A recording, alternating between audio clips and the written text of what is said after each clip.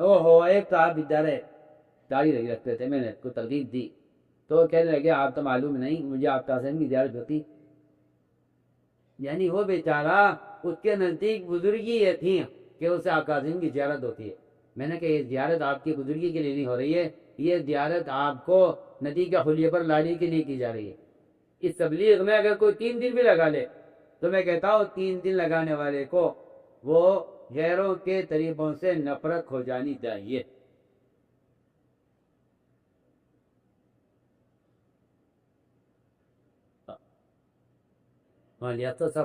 میں دیکھیں میں ایک ایسی قوم تیار کرنے جاتا ہوں استان، میں اس کام کے ذریعے عالمی سطح پر ایک ایسی قوم تیار کرنا چاہتا ہوں جس کو دیکھنے سے لوگ اسلام کو سمجھے گئے اتنا بیچارے اناڑی لوگ ہیں جن کا خیال یہ ہے کہ کلمہ نماز سیکھنے کا چھوٹا سا ایک بدلتا ہے، آپ تلہ لگاؤ تاکہ کلمہ نماز آپ کا ٹھیک ہو جائے۔ میں تو کہتا ہوں کہ ہم تو ایک مہم پر ہیں، ہمارے یہاں جہاد تو عنوان اتباع سنت ہے، جہاد تو عنوان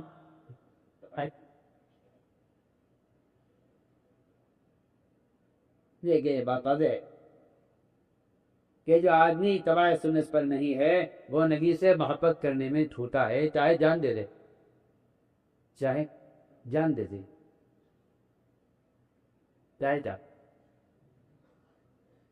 چاہے وہ جان دے دے نبی کے نام پر، لیکن اگر متبع سنت نہیں ہے تو محبت میں جھوٹا ہے، محبت میں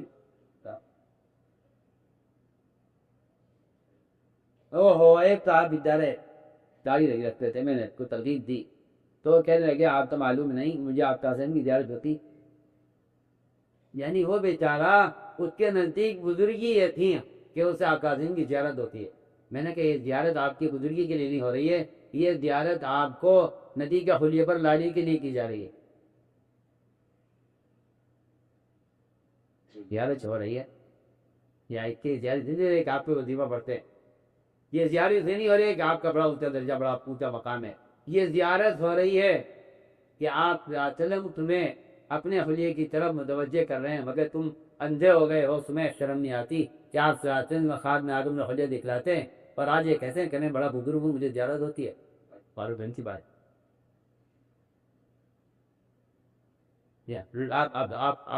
آپ دھوکے میں ہیں، جی ہاں آپ کو اور دھوکہ لگا کہ آپ زیارت سے آپ بزرگ بن گئے، حالانکہ یہ کرامت نہیں ہے کہ آپ کو زیارت ہوتی ہے، بلکہ یہ آپ کو تنبیہ کی جا رہی ہے کہ آپ نے خلیہ درست کی دے دیا، یعنی وہ بیچارہ اس کے نزدیک بزرگی یہ تھی کہ اسے آقا حسین کی زیارت ہوتی ہے۔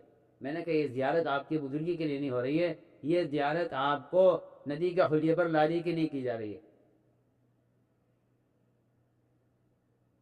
زیارت جو ہو رہی ہے یا اس کی زیارت ایک آپ پہ وظیفہ پڑھتے ہیں، یہ زیارت یہ نہیں ہو رہی ہے کہ آپ کا بڑا اونچا درجہ بڑا اونچا مقام ہے، یہ زیارت ہو رہی ہے کہ آپ وسلم تمہیں اپنے خلیے کی طرف متوجہ کر رہے ہیں، مگر تم اندھے ہو گئے ہو، تمہیں شرم نہیں آتی کہ آپ خواب میں آگم میں خلیہ دکھلاتے ہیں اور آج یہ کیسے ہیں کہ میں بڑا بزرگ ہوں مجھے زیارت ہوتی ہے۔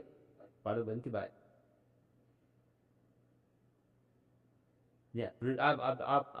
آپ دھوکے میں ہیں، جی ہاں آپ کو اور دھوکہ لگا کہ آپ زیارت سے آپ بزرگ بن گئے، حالانکہ یہ کرامت نہیں ہے کہ آپ کو زیارت ہوتی ہے، بلکہ یہ آپ کو تنبیہ کی جا رہی ہے کہ آپ نے خلیہ درست کی دے دیا، اپنا خلیہ درست کیا نہیں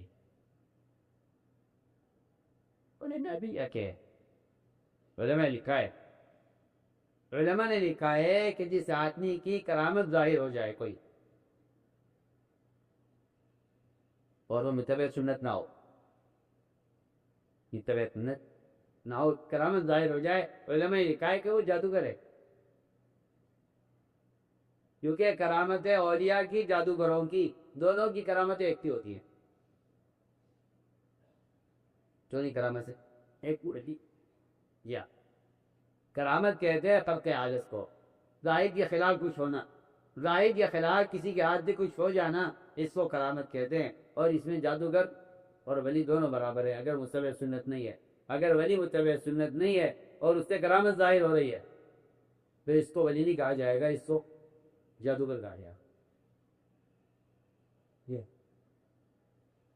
اگر کوئی ایسا ولی ہو جس سے پوری زندگی کوئی کرامت ظاہر نہ ہوتی ہو مگر متبع سنت ہے، فرمایا گا ولی کامل ہے.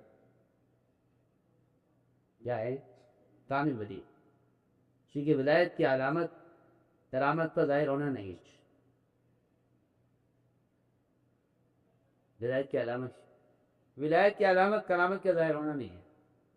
ولی ہونے کی علامت متبع سنت ہونا ہے، اگر یہ پوری زندگی کوئی کرامت ظاہر نہ ہو. اگر متبع سنت ہے تو ولی ہے، اور اگر کرامت ظاہر ہوتی ہے متبع سنت نہیں ہے تو جادوگر ہے. جی کون ہے؟ میرے سب چیزوں پیچھے ہم نے رکھ کے یہ قرآن نے پرانے نبی سے محبت کی دو علامتیں بیان کی. قرآن سے محبت کی دو علامتیں، ایک علامت بیان کی ہے. پہلی علامت تو بیان کی ہے کہ جتنے اس کے رشتہ دار اور قرابت دار اور دوست اور احباب اور اس کا وطن، ان سب کی ایک چاہت ہو. ایک وقت میں میری بات توجہ سننی پڑے گی. ان سب کی ایک چاہت ہو، لیکن ان سب کی ایک چاہت کے خلاف یہ نبی کی چاہت کو برا کرے. اس کے بغیر یہ مومن نہیں ہو سکتا. اس کے بغیر مومن نہیں. اللہ نے تعالیٰ اس سے گنوازی ہے. بین آباؤکم و ابناؤکم و اخوانکم و ازواجکم و عشیرتکم، یہ سارے تو خونی رشتے ہیں. آگے معاشرے اتنے گنوائے ہیں، تجارت ہے، زراعت ہے، وطنیت ہے، یہ سب اس کے معاشرے رشتے ہیں. فرمایا کہ یہ 8 رشتے گنوائے ہیں. ان 8 رشتوں میں اگر ان سب کی ایک چیز کی چاہت ہو، اس کے مقابل نبی کی چاہت کو چھوڑے، تو ان سب کی مخالفت میں نبی کی چاہت کو پورا کیے بغیر آپ نبی سے محبت کرنے والے شمار نہیں کیے جائے. احب الیکم من اللہ و رسولہ. لیکن یہ بات میں آپ میری نوٹ کر لیجیے گا کہ کوئی آدمی کتنا ہی متبع سنت ہو اور ساری دنیا کی چاہتوں کے مقابلے میں اس پر نبی کی چاہت غالب ہو سکتی، اگر وہ دین کی محنت نہیں کرتا تو نبی سے محبت میں کامل نہیں ہوگا. آپ نے تو حصے پر بکری اڑا دیا، اور آپ نے اسے قتال کا نام دے کر، جہاد کو قتال کا نام دے کر آپ نے یہ قصہ ہی ختم کر دیا کہ اب قتال نہیں ہے، لہٰذا وہ وعدے بھی نہیں ہے، وہ وعدے بھی نہیں ہے. یہ سارا معاملہ اسٹاپ کر دیا آپ نے. میں کچھ بول رہا، وہ قرآن ہی کہہ رہا ہے کہ اگر آپ کو تمام اپنے خونی رشتوں میں اور تمام دنیا کے تعلق کے چیزوں میں اگر اس سب کے مقابلے میں آپ کو اللہ کے رسول کی محبت غالب نہیں ہے، اور اگلی شرط یہ ہے وہ جہاد نہیں سبھی، جو آدمی متبع سنت ہو لیکن اللہ کے دین کی محنت نہ کرتا ہو، فرمایا کہ وہ نبی کے محبت میں قابل نہیں ہے.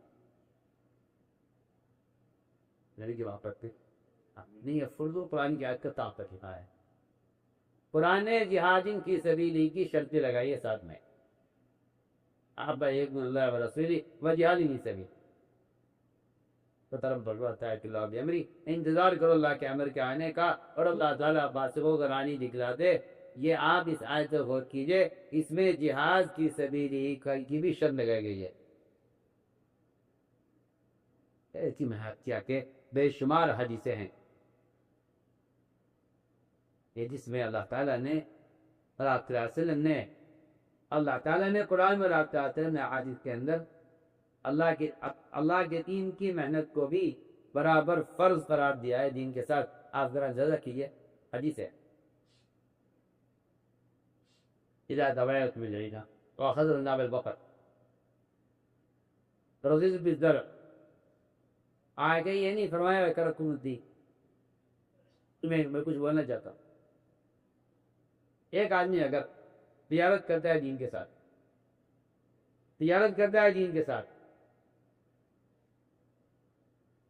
نماز کے ساتھ، روزہ رکھنے کے ساتھ، زکات دینے کے ساتھ، حلال کمانے کے ساتھ، سننا بہت توجہ سے بات، دین کو نہیں چھوڑتا ہے، دین کو تھامے ہوئے ہے پابندی کے ساتھ، نماز کا، روزے کا، زکات کا، حج کا، سب کہیں کا پابند ہے، اس کے ساتھ تجارت بھی کرتا ہے، زراعت بھی کرتا ہے، ملازمت بھی کرتا ہے، لیکن فرمایا وَتَرَكْتُمُ الْجِهَادَ،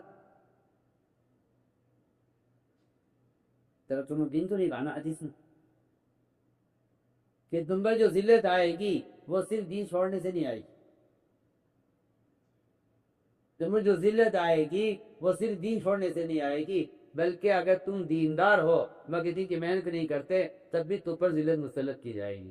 آپ پڑھیے حدیث صاف ہوں گا، کیونکہ حدیث نے نہیں فرمایا وَتَرَكْتُمُ الدِّينَ، میں وَتَرَكْتُمُ الْجِهَادَ،